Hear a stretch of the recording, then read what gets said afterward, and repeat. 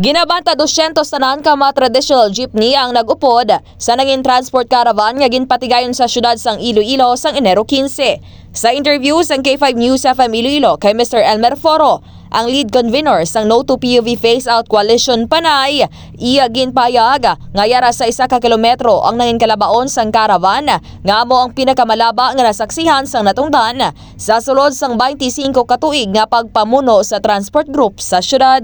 Dugang pa ni Foro, halos tanan nga ruta ang may representante nga ginabugusan sang Tagbak, CPU, La Paz, Mandurriao, Molo, Villa, Cagmon area. Siro pa sa natungdan, madamo man ang nagpasakop nga consolidated, bangod nangin eye-opener ang Disyembre 31 nga deadline sang consolidation, kung sa riin may mga pagbaylo-baylo sang ruta, kundi sa riin ang mga manami nga ruta ang ginhatag sa mga minibus.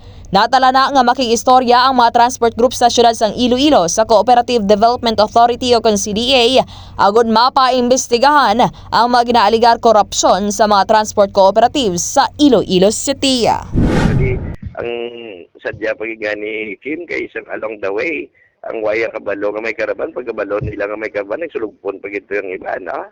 May nagsugpon pag ito yung way nakaupo dito sa umpisa, kag hindi kanina mo kilala, but then they wanted to be known nga kabahin sila sa sininga pagpamatok sa compulsory consolidation kag sa sininga PUBMP Kim.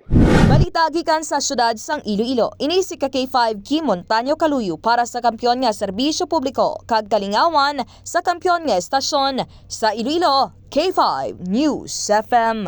Ang ining nga balita ang ginadulong sa inyo sang DTX Coffee Mix. Himo sa natural nga sangkap pareho sang amarkuso, chia seeds, sugared cane extract powder. DTX Coffee Mix. Nakakapi ka na, naka-detox ka pa. DTX Coffee Mix. Mabakal sa mga butika.